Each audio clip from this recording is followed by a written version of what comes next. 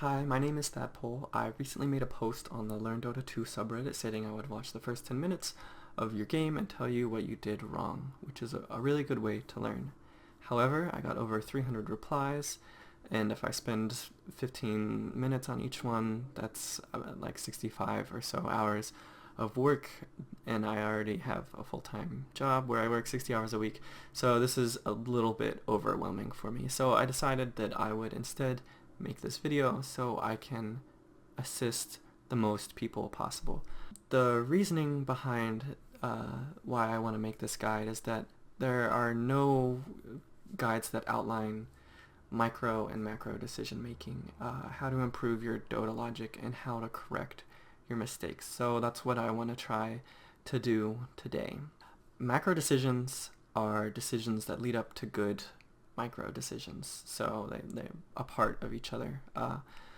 Demonstration of skill based on demonstration of understanding. Skill being your micro decisions and your understanding being your macro decisions.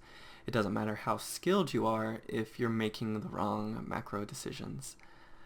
Builds and farming patterns are the two big components of macro decision making, and this takes a long time to get a full understanding of, and you can see some even professional players have a lot to learn about their macro decision making. Micro decisions are all the little things that add up and is the execution component of Dota. Micro decisions can be practiced through repetition and ingrained in muscle memory. The spectrum of acceptable micro decisions is quite large, and the difference from an average Dota player and a professional is most obvious on the scale. And knowing which micro decisions you are making correctly from the ones you are not is how you improve, as incorporation of micro techniques is often fairly simple, as tread switching or shift queuing. So how can you identify errors in micro and macro decision making? For macro decisions, there are two big things in which people make mistakes. The first being being caught out of position, and this is just a bunch of positioning movements that lead up to you not being able to execute the role that you're supposed to be playing, whether you're trying to initiate as Dazzle or you're farming by yourself as Spectre in the enemy jungle.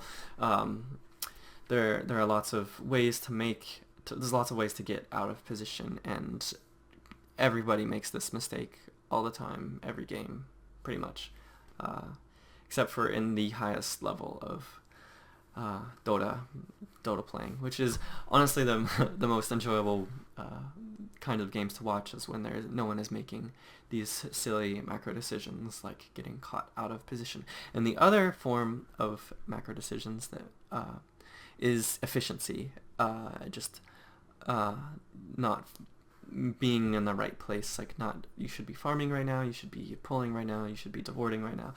There's all these ways to increase your XP per minute and gold per minute that a lot of players just simply don't have an understanding of, and that they don't know that what they're doing is incredibly inefficient and is losing them the game because they're not doing anything, just kind of sitting in lanes.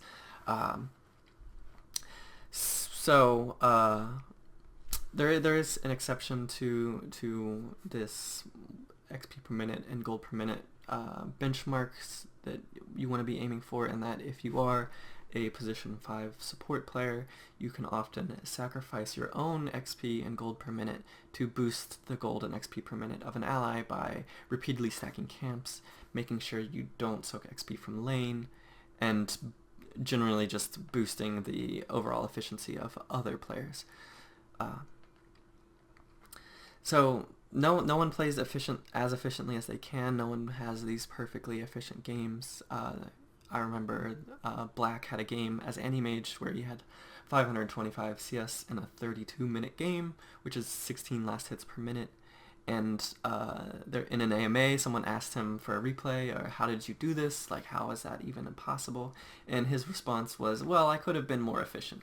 And it goes to show that there's no upper bound on this efficiency. There are so many ways to be more efficient, so many little moves in like how you move from camp to camp, and all these little micro decisions that add up. But the overall farming patterns is and where to go, what lanes to push is part of uh, macro decisions as a whole, and I would like to demonstrate where a lot of players lack in this.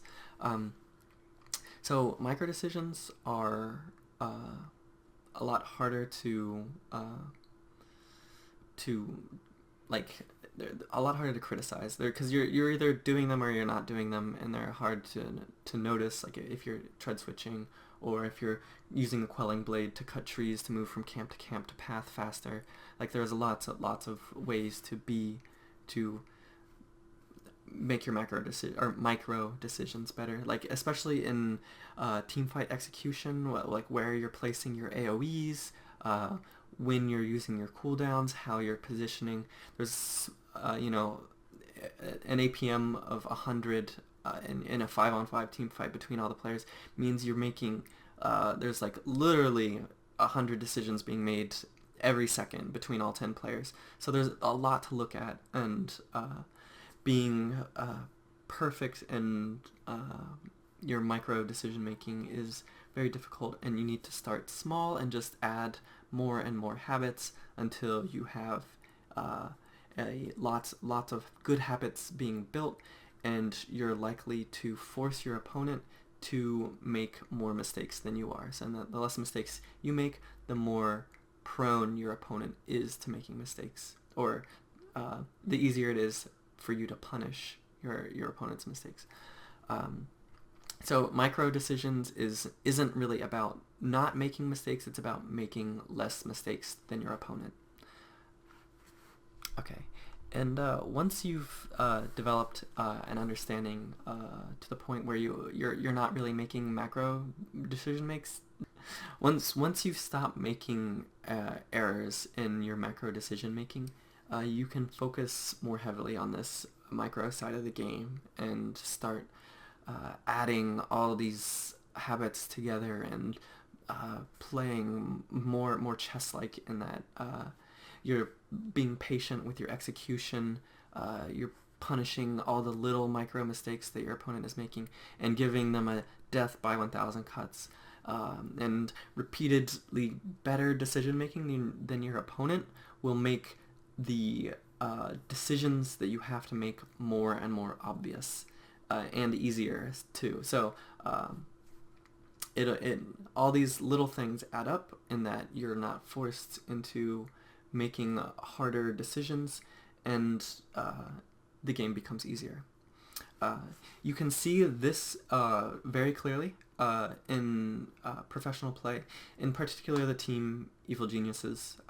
The way PPD kind of leads the team is he'll draft really strong lanes or very greedy lanes and build a advantage in efficiency, and that they'll have maybe a 3k lead in golden XP by the 10-minute mark, and then they'll use that 10-minute lead to maybe get better advantage. Like they'll have an early blink dagger because they've stacked a bunch of camps on Batrider, and they have more wards and sentries on their supports, so they might have a vision advantage, and so they'll take that 3k advantage that they have built themselves at the 10-minute mark and use it to create a 20k advantage by the 40-minute mark by repeatedly making easy initiation decisions with heroes like Batrider and Faceless Void with vision advantages, and they push their lead further and further. And they're able to run these greedy multi-core lineups with Enigmas in the jungle, and be dominant in the mid-game. So DotA is about setting yourself up to make the easiest and most obvious decisions, and putting yourself in a position where outplaying happens naturally in deaths by 1,000 cuts, as opposed to hoping and playing RNG or being reliant on the mistakes of your opponent. Of course, you'll always be reliant on the mistakes of your opponent, but being in control of which mistakes your opponent makes is something that separates the good from the great.